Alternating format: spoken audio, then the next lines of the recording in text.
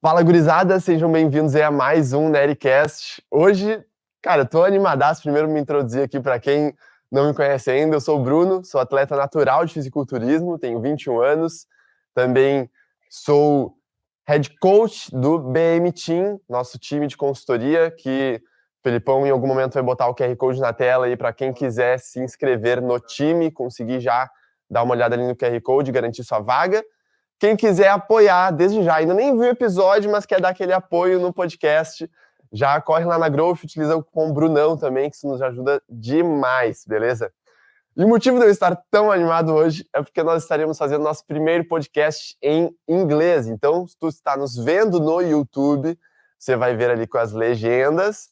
Caso esteja escutando pelo Spotify ou Apple Music, tu vai escutar a gente ali com uma inteligência artificial que a gente vai usar para traduzir, porque hoje estamos com um convidado do Reino Unido.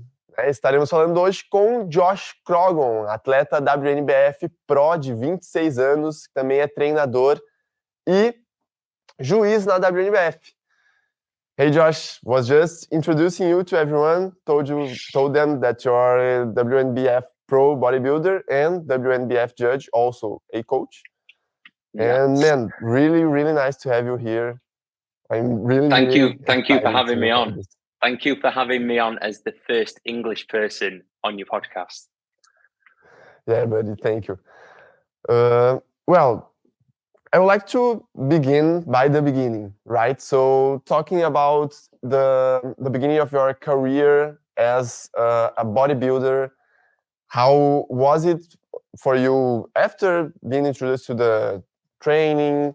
How the sparkle of competing began? Yeah, so I was introduced to bodybuilding about 11 years ago. So when I was 15-ish, an uncle of mine, well, to start off with, my dad was always into training. So he kind of introduced me into just, looking after my physique on like a day-to-day and all that kind of thing. And then an uncle of mine, do you know what a window cleaner is? Yes. So he was a window cleaner. And he used to window clean for, do you know Ryan Terry? Men's Physique. Oh, IFBB Pro. Yeah. So he used to window clean for him. And that he showed me his Instagram and I was like, wow, this guy's amazing. This is what I want to try and do one day. Obviously, when I was 15, I thought he was natural. He's not, he's enhanced. But it kind of lit that spark for me to kind of think, I would like to compete one day. So yeah, that was the start. I started then, getting into the nutrition side of things. So tracking protein, making sure that my carbs was efficient for strength training and all that kind of thing. And then, just as the years went on, my body adapted really well to weight training. And when I was 20, I think I was 22, I was doing a diet for a holiday, and I thought, you know what, I'm going to take it that one step further. I'm going to see if I can compete. I did my first show and won that, which was just like a regional show, and then it's just kind of escalated from there, really. So just leveled it up every time. Nice. Just Felipe will just show Ryan Terry's Insta so that people know who we're talking about. So this is the first guy that I ever saw with like men's physique or bodybuilding. Awesome. Okay. Yeah. That's something I would talk later, but since you introduced it, let's talk about it now. The first example, let's say you had about bodybuilding, was from an enhanced athlete, right? Yeah. So how was this for you to choose the natural path, let's say, and not later on starting on gear and living up to the dream of the Olympia, of the IFBB Pro, and instead choosing to compete as a natural on WNBF and other natural federations? That is a fantastic question. So for me, health and fitness and training, it is health, right? And if anything's going to cause a detriment to your health, then it's not health, is it? So you might look at bodybuilding as like, oh yeah, them guys are at the peak of their health. They're not. They are extremely unhealthy. They're running the risk of, dying extremely young, just for what? For competition. So when I think I was 19 years old, I met a guy at the gym called AJ Morris, who is massive in natural bodybuilding. Have you checked him out, AJ? No, I don't think so. Yeah, you need to get him on your podcast. Very, very, very good. So I met AJ and spoke to him. He was like very well built, traveling the world competing, and he was natural. So he told me about the natural shows. He told me about the UK, the FBA, the WMBF, and that's kind of like that aligned my goal to natural bodybuilding. Like not many people do it. It's a very unspoken about niche, and I thought, that's what I want to do. So this is AJ. Nice. Extremely strong, extremely well respected. That's Josh Kenyon. That's one of AJ's clients. Nice.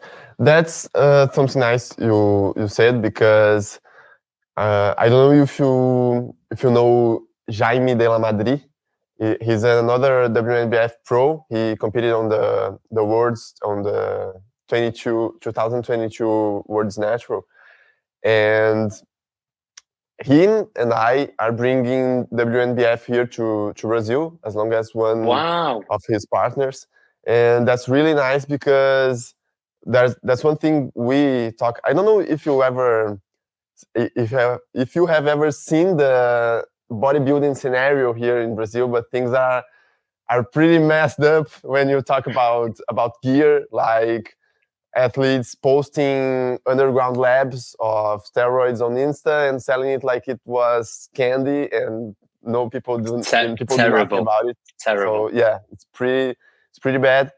And one thing Jamie and I and a lot of people say is that for people to know that there's another path, they need to not only know there is, but they need to have the opportunity to compete in natural bodybuilding. So INBA came here last year. We had 3 competitions from them already, 2 in 2022 and 1 already in 2023. And 2024 WNBF Brazil will be a real thing here. So that's really, amazing. really nice. Congratulations. Yeah. Thank you. But that's really nice for you to say, because that's exactly this, right? You already knew you didn't want to hop on gear and live to the Olympian dream, but it become a real opportunity to compete just when you knew that this was a thing like natural bodybuilding, and that's nice. Yeah. Well, yeah, really good. Hopping on the next question, which is like a hook from this one. What is the natural bodybuilding scenario on the UK? Also, how does it relate to the normal bodybuilding, let's say? Because the experience I have is looking here in Brazil, where natural bodybuilding is really an embryonary thing. It's beginning now, it's really coming up strong, but it's on the beginning. Then I look to Spain, where my friend Jaime is, and it's something really huge there, but not as huge as doping bodybuilding. So what is like in the UK? Look, I think everywhere it's always going to be enhanced doping bodybuilding and then natural, at the minute. But the natural group, or the following, it's growing every year. The WMBF UK, we hosted a first time as a novice show. So first time competitors. 2 weeks ago, we had 185 people compete. Look at that face. That's how big it is. That's it. Whoa. It's growing. Man, that's like whoa, that's a lot. That's crazy. I haven't. I think I have been to. I competed already 5 times, and all 5 times I had to compete on championships where people would use gear, and I would be there as a natural competing to people who use steroids because they didn't have this opportunity till last year.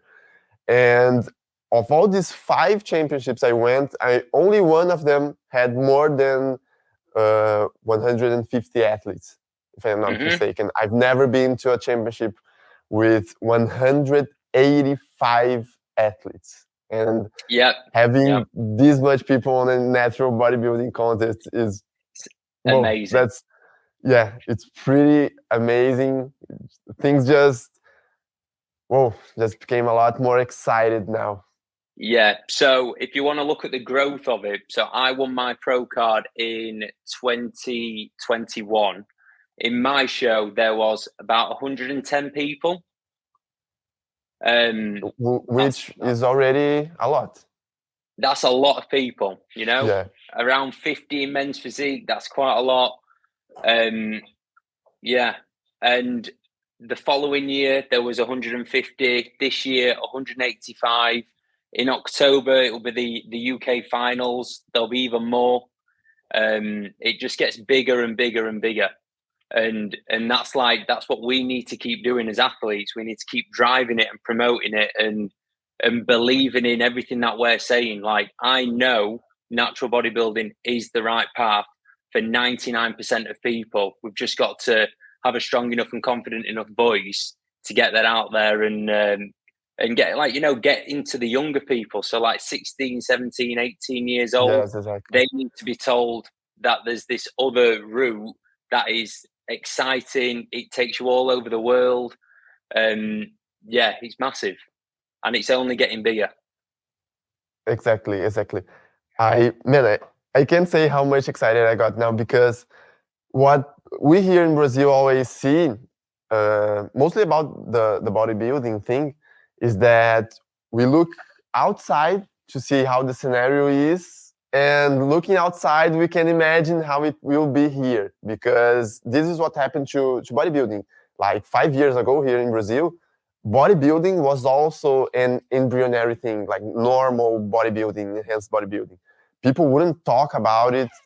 There would be like very, very few contests. And in 5 years, boom, it exploded. And with it, the demand for natural bodybuilding also came, because like most people don't want to hop on gear to compete, or not even to compete, but to have a nice physique. And the way things were escalating here with people normalizing so much the gear thing, and the scenario was really becoming messed up. So natural bodybuilding is like a flame that came to let's say save the people that don't want to hop on it and want to have an opportunity, and to see it growing, to see it on this stage outside here makes me really happy, because then it's only a matter of time so that things grow in here too. That's really nice. That's why it's important that like you keep talking to the people in the UK and in Germany, France, Italy, because then you will know how big it is everywhere else, and you can do the same in Brazil. You are the leader of the WNBF Brazil. Like, that's massive.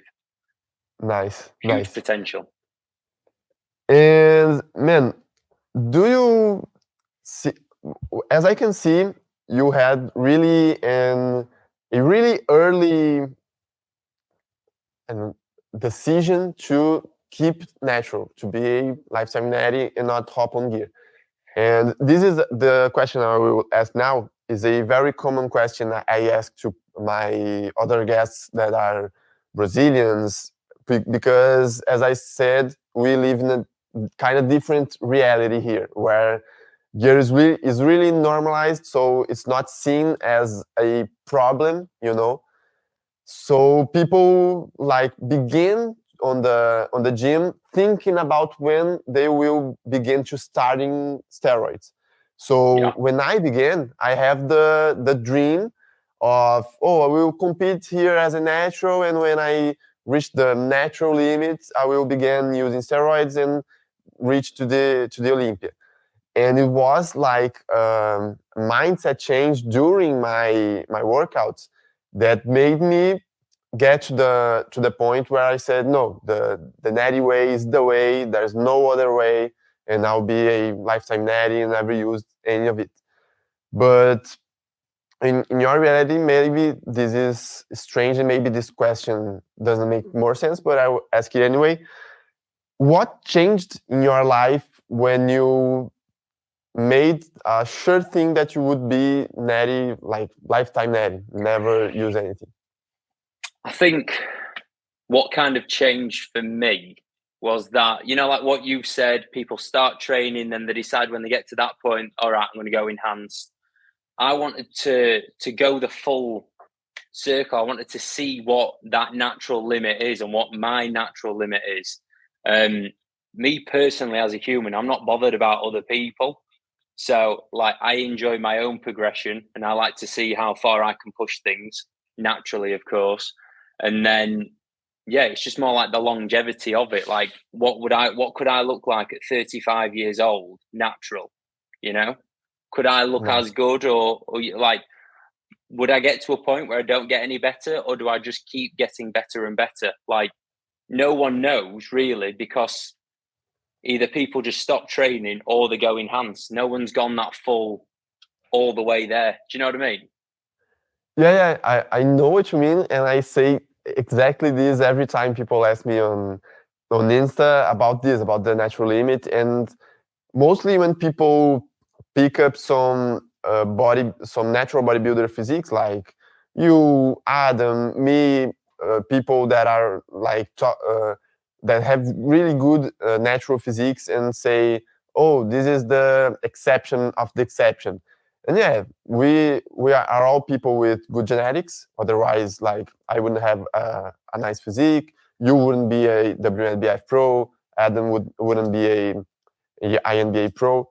But the thing is, maybe it would be a lot more common for us to see great natural physiques if there wasn't so much this demand on gear, and especially here in Brazil, where people like train for 2 years and start on something.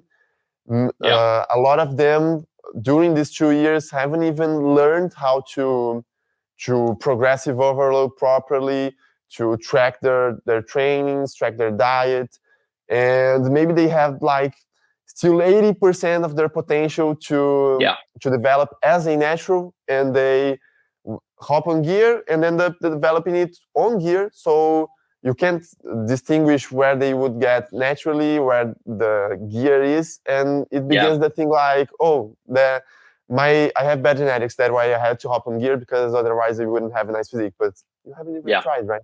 So that's it. The way that I see it, the guys that go enhanced, all it does, it speeds it up, but you don't get any further. So you might make 10 years of progress in 3 years, but you're not going to get any better than that. Like, I don't know. That might just be me. But the gym that I train at, there's a lot of guys that are enhanced a lot. Have you seen Ultraflex Rotherham? I think is that the one from the YouTube video of pool natural versus enhanced bodybuilder? That's the one. That's the one. It's a very, very good gym, but there's a lot of enhanced guys, and they basically they do the natural phase, they go enhanced, and then in 3 years' time they can't get any bigger, they can't change their physique at all, they've reached their potential, and that's that. Their genetics don't quite marry up, like they're not good enough. Whereas if they'd have stayed natural, they could have made that same progress in a longer period of time, and then also not had the negative health effects in the long term. Does that make sense? Nice. Yeah, perfectly. Something that I would like to ask, since you introduced this of having a lot of enhanced people in your gym. Here in Brazil, I don't know if you have ever seen some Rodrigo Góes content. I don't know if you know Rodrigo Góes. No?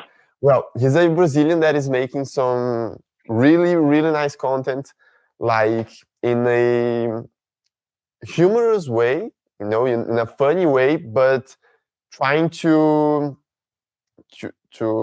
Felipe, conscientização. So I'm trying to say, it's like people to he's making some content to convince people that Natty is the Natty way, but in a very funny way. So he has some YouTube videos where he says like, oh, let's pick someone here and let's judge Natty or fake Natty, and he comes like making fun of it, but always picking the bad things you have on gear, like showing us a light on the problems of it.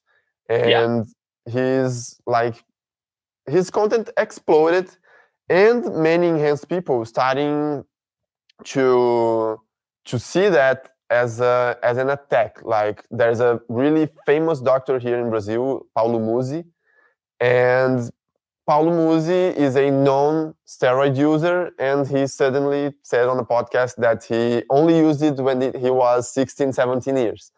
So 17 years old.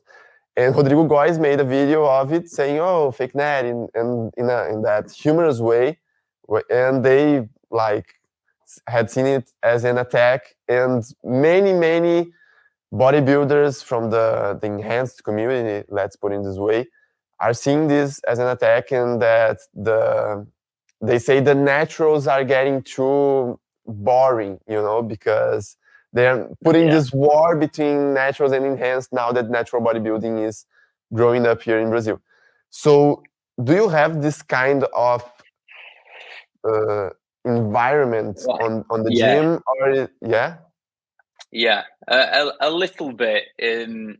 I don't think that the enhanced people quite take the natural guys so seriously. But like you've touched upon it before, I also compete against unnatural guys. So I've done a few untested shows and I've won them. So they can think and have their own opinions on things, but if they're getting beat by a natural, then surely they need to be taking our community a little bit more seriously, because we aren't bad athletes, and we know how to train, we know how to eat, we can diet hard, we can do bodybuilding just as well as they can. Yeah, and something I would it's nice you bring that up. I didn't know you had competed on non-tested contests as well. That's really nice, and that's nice because it shows exactly this. Right, training right and dieting right, and of course, this associated with good genetics may get you to big spots. And one thing I would like to ask you, since you asked this, because when you get up on a non-tested contest while being a natural bodybuilder, you're relying only on your training and your diet. But the other competitors, they are relying on the drugs, the training, and the diet. And the impression we have here in Brazil, when we take a lot of these enhanced bodybuilders, is that the most thing they rely on is or are the drugs.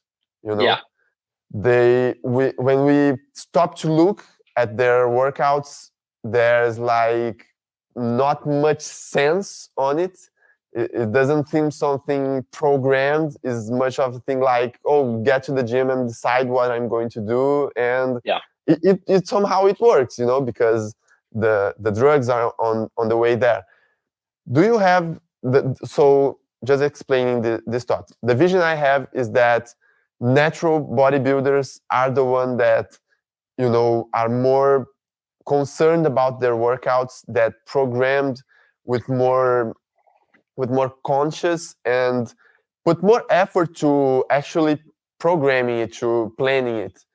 how do you see this reality there? Because also, as bodybuilding itself was an embryonic thing 5 years ago in here, the training methods are also developing now. So even on normal bodybuilding, people are starting to concern about progressing overload now. Not it's something that is beginning now, but as natural bodybuilding is rising now, even on its beginning, natural bodybuilders are already concerned about it, because that's the only way a natural will get far, because that's the only thing he relies on. So would you put some of your vision about it? I think the majority of enhanced bodybuilders, it goes back to what you said earlier, where people do 2 years, they go enhanced, they've not learned how to eat, and they've not learned how to train. The majority don't know how to train, but they are enhanced. There will be a minority that are like Chris Bumstead, the top guys, the IFBB pros. They will know how to program, and they obviously taking the hormones. I would say the majority of natural bodybuilders that compete, so competitive natural bodybuilders, they are pretty up to date with training and more advanced with like nutrition compared to the same level of enhanced bodybuilder. So like, your amateur enhanced and amateur natural. The natural guys are better at being bodybuilders. Does that make sense? Nice. Yeah, perfectly. Well, next thing I would like to know, you already talked a little about it, that you were pretty much motivated by your father, was it? So my father, and then my uncle, who was a window cleaner, Ryan Terry. Yeah, nice. But what was the main goal of beginning to train? Is that like a cultural thing on the UK, like it's in United States, for example, where people have gym classes on school, or what had it something behind it? Was you a skinny person? Was you a chubby person? You looked up to aesthetics gains or most strength? What was it like your beginning? For me personally, I was very skinny. So when I was 15 years old, I weighed about 100 pounds in total. So very, very skinny. In kilos, that's around what, 40, 45? 48-ish. 45 to 50 kilos, very small. And I used to play quite physical sports. So in the UK, we've got rugby. Have you heard of rugby? Oh, yeah. Yeah, it's like throwing and catching. And it's very, very physical. And I used to get walloped. Like, I used to get annihilated every week at it for like 6 years of my life. And at the first opportunity that I could to get in a gym, I took it. So that, I would say, that was like my biggest driver. I wanted to be bigger. I wanted to be able to be the guy that does the knocking people over. That was my drive. But have you ever seen Rocky, the films? Yeah. So Sylvester Stallone, my dad used to love Rocky. So when I was younger, I used to watch Rocky films, and I was like, oh my God, this guy's physique it's amazing. Like, one day I will be big. I'll be strong, and I'll have that kind of physique. So I think it's always been in my mind that I wanted to weight train, and I wanted to do all that kind of thing. It was just waiting for the right time to do it. Nice. Well, now talking about your training methodology, I've seen some of the YouTube videos, and something I've seen, like, mostly I've seen the latest legs push and pull workouts, and I've seen that on the exercise that were shown there, that weren't any basics like deadlift, barbell squat, chest bench press with the barbell. Yeah. Do you usually have these on your workouts, or you don't use this? You're more a machine guy. What is it like for you? I think my opinion is when you start training, you need to do a certain type of training as a newbie. And then as your physique develops, your training develops with it. So like right now, it's all machine stuff. All of it is machines. Reason being, I'm on prep, I'm leaner. I want to be able to train hard because that's like a pillar for me, be able to train hard. And then also like, be able to manage every variable. If you are deadlifting, let's say, and that the risk of injury when you're lean is higher. So I would never deadlift at the end of a prep, or I wouldn't now. I used to, but time changes.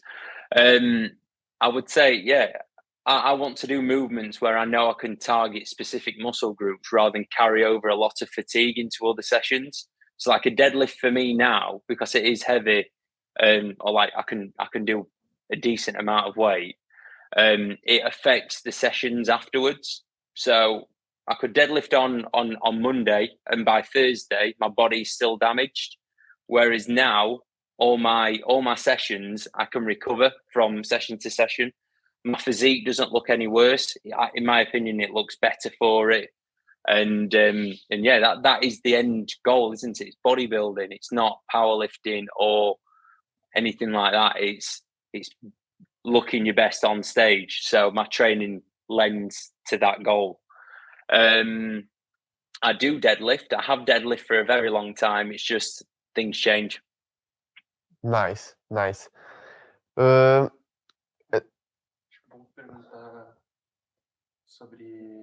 Shoot it on the mic?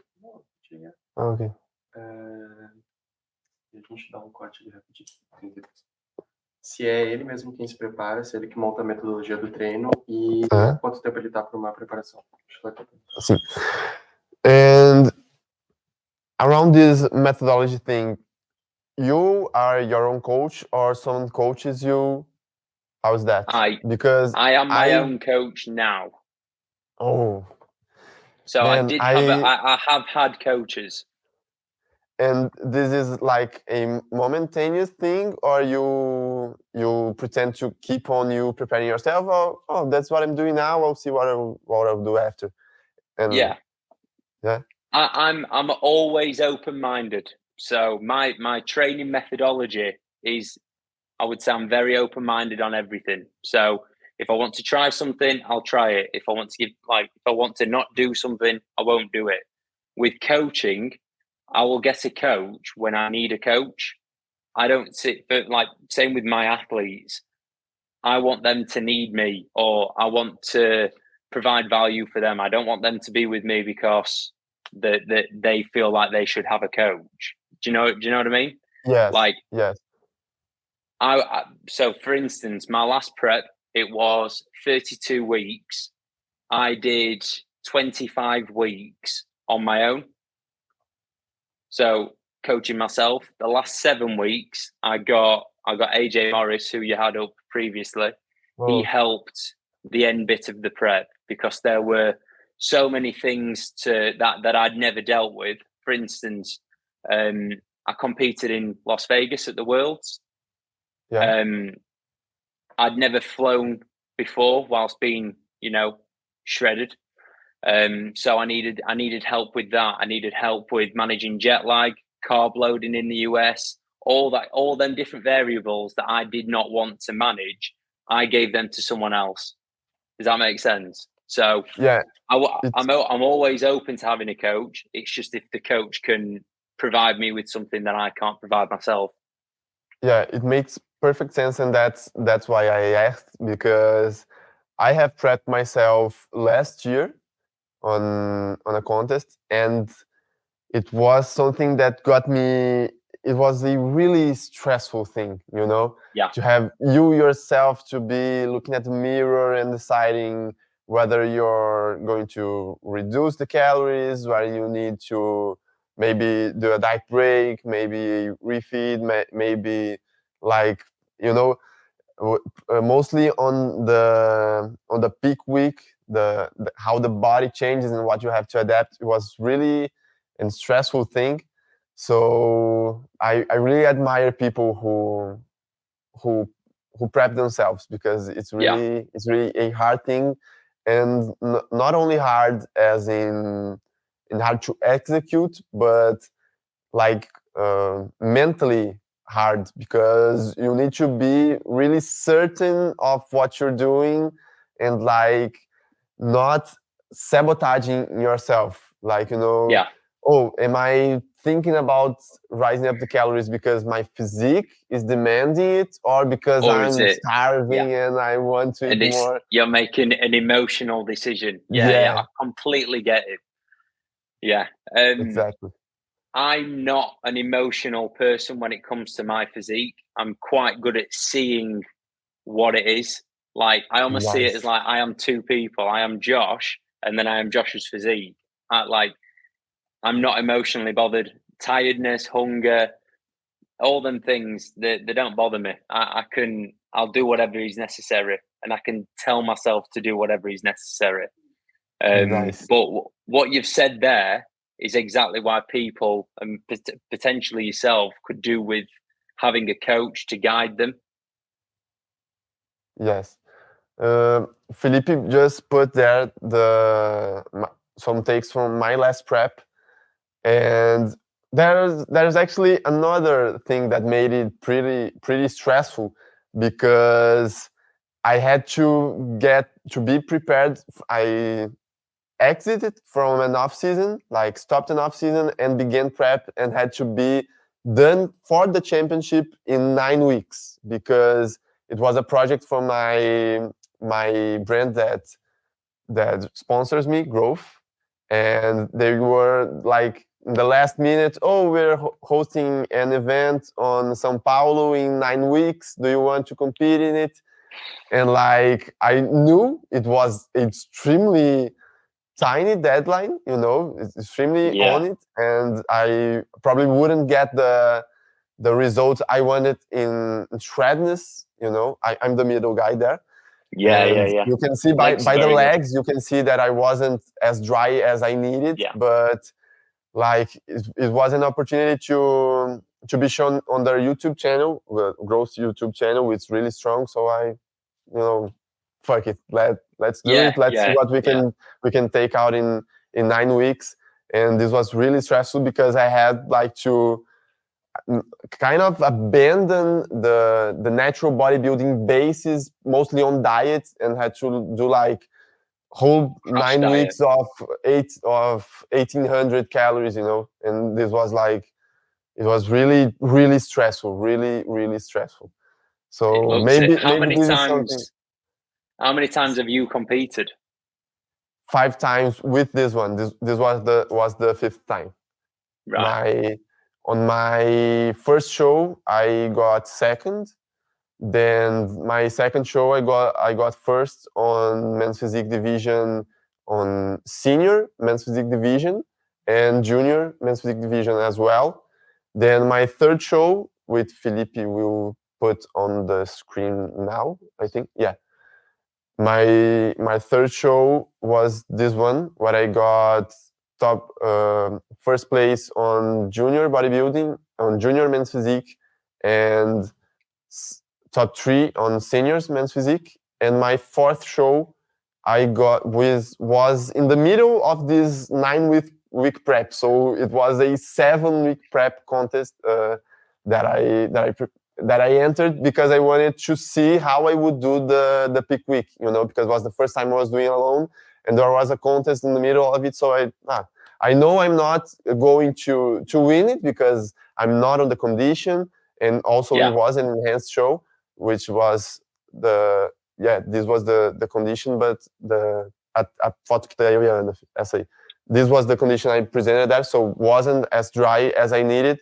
But it was a good show for me to understand how to manipulate the peak week for the contest that would be a few weeks from there. Yeah. But that's why I'm probably not going to prep myself again as long as I don't have like a year to do a good off season and then plan well my prep, especially because like natural bodybuilding preps need more time, you know, like 9 weeks is absurd. Maybe for enhanced people, even for enhanced people, it's short time, you know. That's very short. Yeah, very, very short. So getting on this prep time talk, you're now currently on prep to the 2023 Worlds, right? I am. Yes. And so I am. It will be a 28-week prep. That's it? Yes, it is. I'm just trying to load up how many weeks out I am now. But I'm doing 4 shows. The first one is just a warm up. So, you know, I'm not too bothered. I'm just getting my countdown up. From show number 1, I am 9 weeks and 2 days out, and I've got about 10 kilos to lose ish, maybe 8 kilos. For you to know your physique, this is like a tight schedule, or it's on the goal? How you see it? Or I don't know. For me, this is fine. Yeah, I'm nice. Yeah. I can lose weight very quickly. Nice. I started prep in May, so I've been on prep a few months. I don't even know what date it is today. May, June, July, 3 months in, 12 weeks in, 9 weeks out from show number 1. Then do you know Alpha Elite, Christian Guzman? No, I don't. Right. If you get search here, Christian Guzman, he's the man. So he's a YouTuber. He owns Alpha Elite, which is a clothing brand.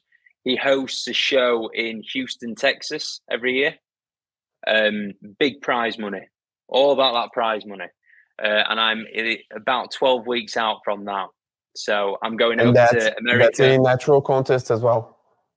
No. Oh, okay. No. It's fine. It's all good. Yeah. It's untested. So I'm going out there, competing at that show.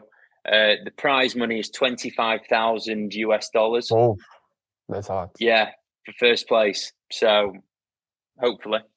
Then I'm competing. I'm doing a WNBF pro show in Boston. Yeah, so that's Christian Guzman. And then that's his federation in the top right. Nice. You see, just on the right hand side there. Yeah. No idea. So doing the Summer Shredding Classic and then heading up to Boston in 14 weeks to go and do a show there. Summer Shredding Classic, the contest. I thought it was like a joke, like, oh, summer is coming, I'm going to shred summer. I thought it was some joke like this. Nice. It's a contest. Nice. Yeah, it's a contest. So doing that show. Then heading up to Boston in America to compete there, doing, I think it's called the Monster Mash or Monster Mayhem or something, which is a natural pro show. And then the Seattle Worlds in 16 weeks, I believe. But the Seattle show, that is the main one. I want that win so bad. Last time I did the Worlds, I placed 3rd, and that was, amazing. Now I want that first place. Nice. And how are the divisions in the World's Natural? Like, you have, of course, you have the categories like men's physique, bodybuilding, but even in the pro league, do you have height divisions or weight divisions, or are everyone joined on the same pack? Like, so it depends on how big the show is. So if it's a pro show, if there is more than, I think it might be 12, they will split it into 2 groups. Okay. And then again, if there's more than 20, then they'll split it up into 3. but at the Worlds, there's loads. If you want to get, I've got a video on my YouTube, WMBF Worlds, whatever it is, my first pro show, I think it's called. There's so many people. I think there was like 15 or 16 people in my class, and they were all like British champions, Spanish champions, Israel champion, American champion, like the best. The standard was awesome. But and then they have 3 divisions, and it's the same in every single one. Nice. Who appreciates a nice guy in the morning? That is my girl. Tira só o som também. Yeah. Fast forward. There. Yeah. Yeah. Oh, So you won the blue shirt, the blue shorts, right? Nice. Yeah. So like my posing wasn't the greatest, but yeah, the guy to my left there, he's called Patty Lifts. His sponsor is, do you know Jeff Nippard? Yes. He's friends with Jeff. Really nice guy, Canadian. Yeah. Nice. Very impressive physique. Nice. The guy that won my class was called Miguel. Very good, massive. Well, following on the training methodology thing, how is your training split currently that you're in prep? And does it have any difference from when you're in off season? Like, not talking about volume or exercises, but about the split, the training frequency, how you organize it. Yeah. So my split at the minute is legs, push, pull, arms, upper, lower. No, arms, upper, no lower. And the reason being, it allows me to hit things at a higher frequency. So on my arm day, I'll also do like chest flies, a shoulder press, and then arms. It allows me to like train biceps 3 times a week because I'll do them on the back end of legs. It allows me to train triceps 3 times a week, chest 3 times a week, get some stimulus to my back twice a week. It's a little bit more frequency per muscle group, because what I've found in previous preps, when you do something, say once a week or twice a week, and the gaps are quite big in between, the amount of tissue that I felt like I lost by not hitting them as frequent was pretty substantial. Like if anyone wants to look at my old prep check-in photos, my arms got really quite small, and my chest, it felt like it just kind of lost its pop. Whereas now, training it more frequently, I'm able to like maintain fullness a lot better. Obviously, training performance is a lot better because I'm not having to do as much in each session. It's been a big change training wise over the last 18 months. Because I just used to do push pull legs religiously, just rinse and repeat that for off season and prep. Whereas now there's been a bit of a change, but that comes with like just having more experience. And you do this 5 days like without any rest between it, 5 in a row, and Saturday, Sunday you rest. So I will rest when I feel like I need a rest. So I will always have 2 rest days, but I will put them in when I feel like I need them. So for instance, today's my rest day. So I did push, pull, legs and arms yesterday. Today's rest day, and tomorrow I'll go back in. Nice. Yeah. Nice. So just using like this is like me using my own, I don't know, coaching brain. Yeah. And do you know the average of sets you do weekly? Like counting every workout, like an average. Do you have this number on your mind? Or if not this number, how many sets you're used to do per muscle group? I don't. I can't remember off the top of my head, but one of my sponsors, they're called Natural Bodybuilding Worldwide. And and basically I have a log on there that I'll input my sessions in week by week. So if anyone's interested in like having a look at that, membership is quite cheap. I think it's £10 a month, and you've got access to me, Adam Powell, who's obviously coming on the podcast. There's so many, Keithy West, this is Natural Bodybuilding Worldwide. There's so many athletes on there that you can learn so much from. So like the bald guy, the guy with no hair, he's won like 2 world titles, multiple British titles, maybe 5 British titles, and you can like have an insight into their training. It's very, very interesting. Nice. The Philippe will put the link in bio so people can reach it. That's really nice. I had seen you and Adam tagging this Insta sometimes, but I had no idea it was like some. It's a platform. Yeah, that's right. I thought it was like a clothing brand, because sometimes sometimes Adam tags like, oh, new drop of the Natural Bodybuilding Worldwide T-shirt, and I thought it was a clothing brand. That is very interesting. Yeah, look, Bruno, I think you could get a lot from there. Again, it's a big. There's I think we're like approaching 1,000 members on there. Like it's good. Yeah. And there's training footage every week. Really big. It's very, very interesting.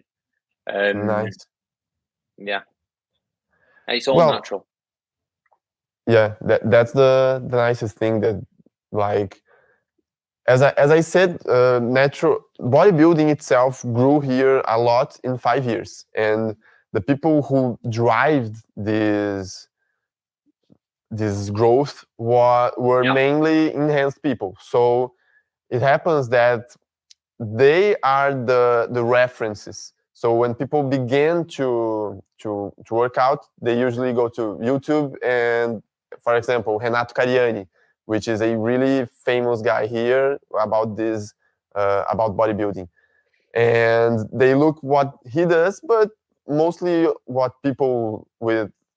most people enhance do things that natural shouldn't, especially when they like do not put much effort on organizing their workouts. So this Natural Bodybuilding Worldwide platform is really nice, because it's something that we don't have here, like a place for natural bodybuilders to search about natural bodybuilding and understand what natural bodybuilders do. What we have now is like people going to Bruno's Insta, Bruno's YouTube, and Jaime's and Icaro, who is also a natural bodybuilder from here. That's have some really nice audience. It's really big. Yeah. So people go directly to these users' profiles and not a single platform where everything is combined. That's really nice. Yeah. No, it's awesome.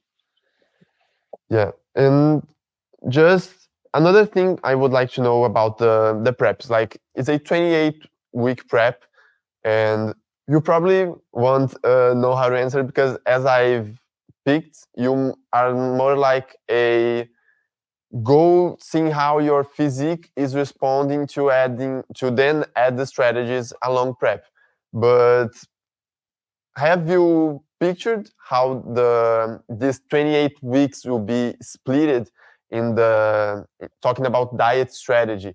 Do you plan a diet break sometime? Do you have cheat meals while on prep, or are the 28 weeks no cheat meals? How does it work, this dieting? So the last prep that I did, this is my 4th prep. The first one, it was 18 weeks, easy. Didn't get that, like I was lean, but not as lean as what I could have been. The following year, it went really well. I won 3 shows back to back. I won my first British title. It was really good. And then the following year, I was like, right, pro card. I want to win my pro card. And how I structured it last time I prepped was the first 15 weeks, I would get the majority of the fat off. So I started prep at 96.5 kilos ish, there or thereabouts. And I got down to 84 kilos, and then I went on holiday.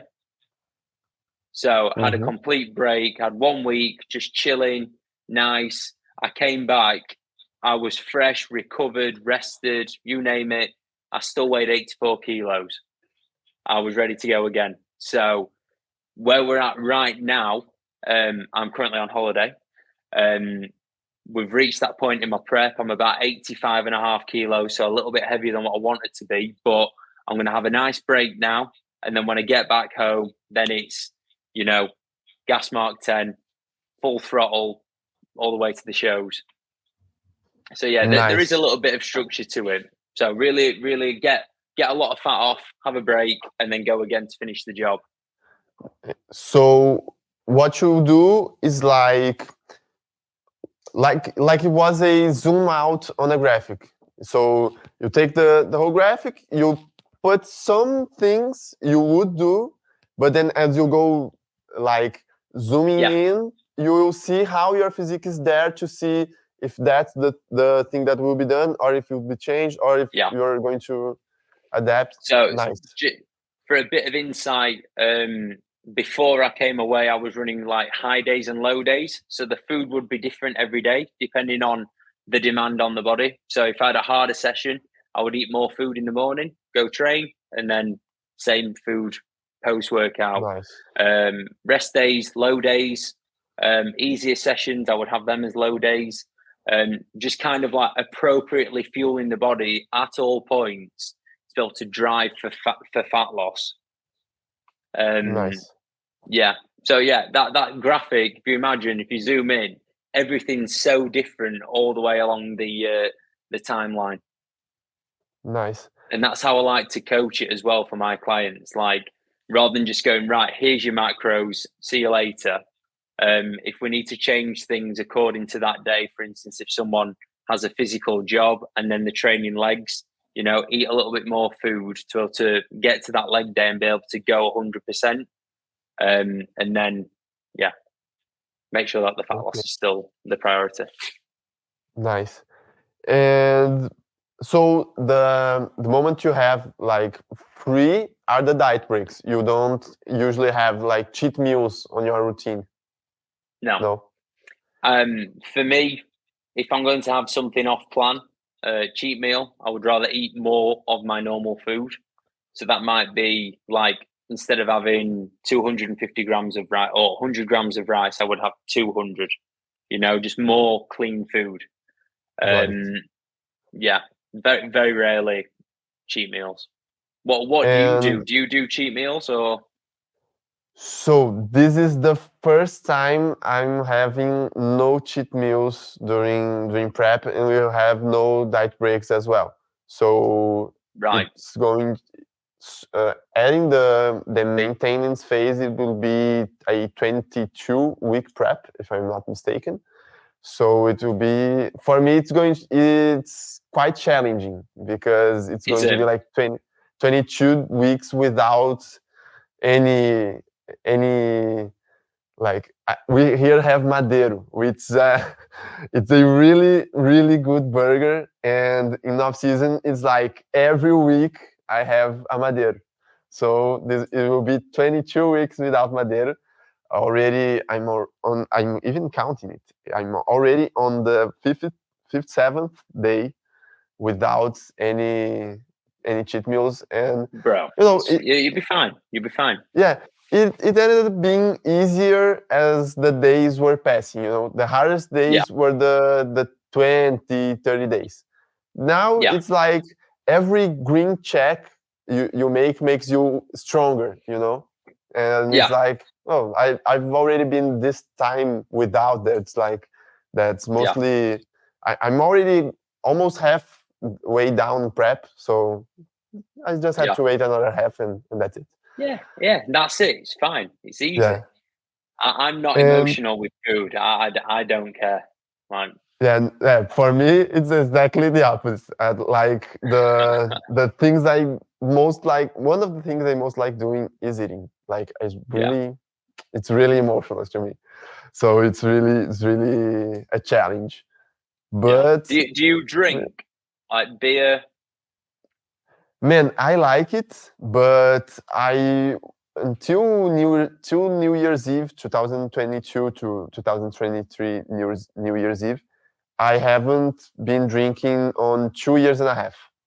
Yeah. But then on New Year's Eve, me, my girlfriend, some friends, we booked on a party that was on the New Year's Eve, and it was an open bar party. So there I enjoyed it. I drank, and also when my sister got into college here, like we have federal colleges which are really respected, and they're free. You don't have to pay them. You pay with the taxes, and it's really hard to get in. So when she got in, we hosted a party for her here at home, and I drank too. But I usually don't drink. Especially on prep, of course not, but like in off season, if I have last off season, I drank these 2 times, which was New Year's Eve and when my sister got into college. Yeah, that's kind of the same. I like beer, I like drinking, but it doesn't work with bodybuilding. So I drink non-alcoholic like beer, and I love it. Yeah, Very I've nice. seen a reels you talking about the non-alcoholic pint. Yes, I love a non-alcoholic pint, mate. It's fantastic. Nice. Yeah.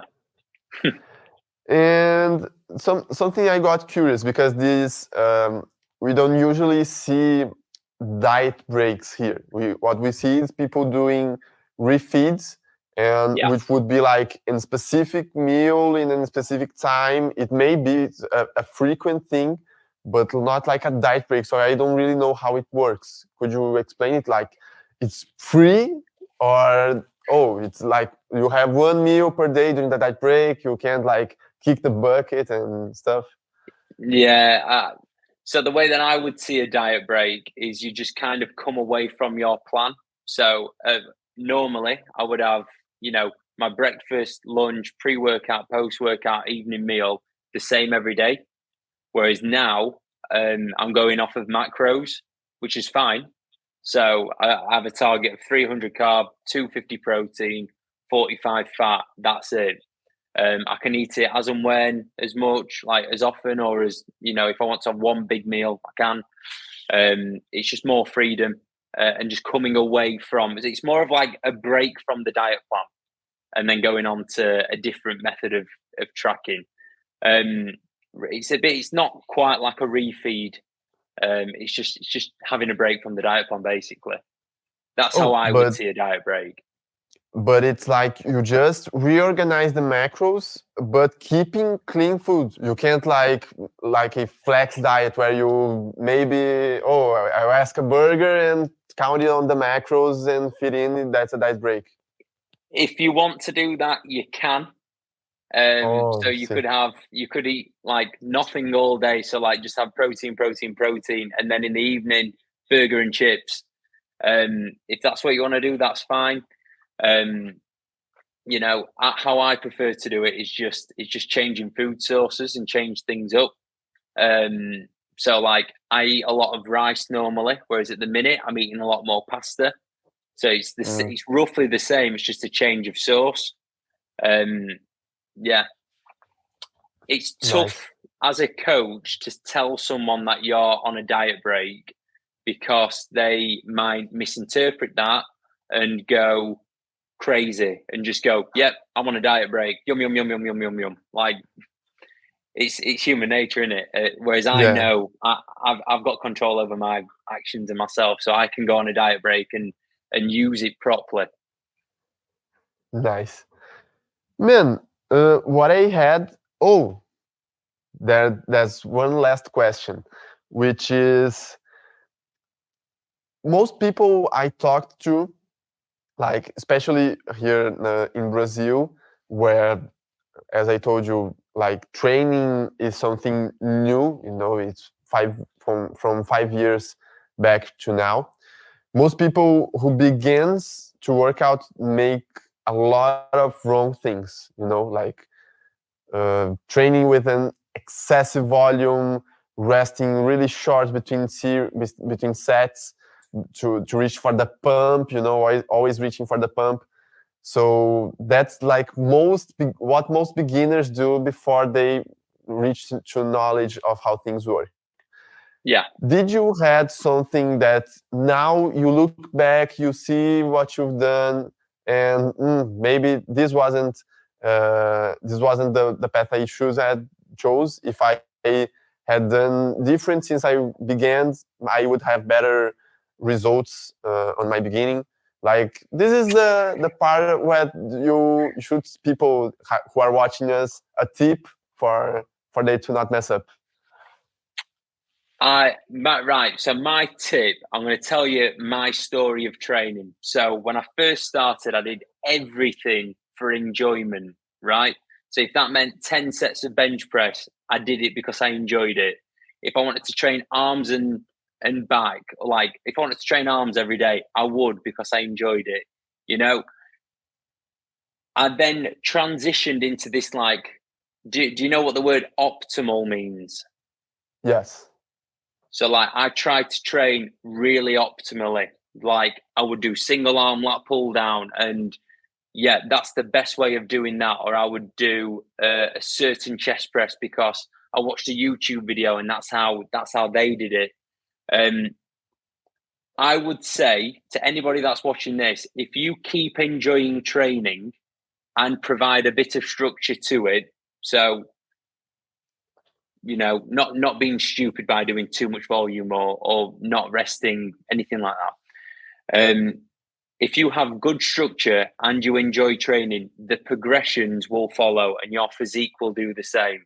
Like, I wish that I didn't do this, like I didn't ruin my training by trying to be optimal. I wish I kept my enjoyment side and had a sprinkle of the optimal training style. Does that make sense? So like utilizing what I enjoy and what I know works rather than completely changing over to another method.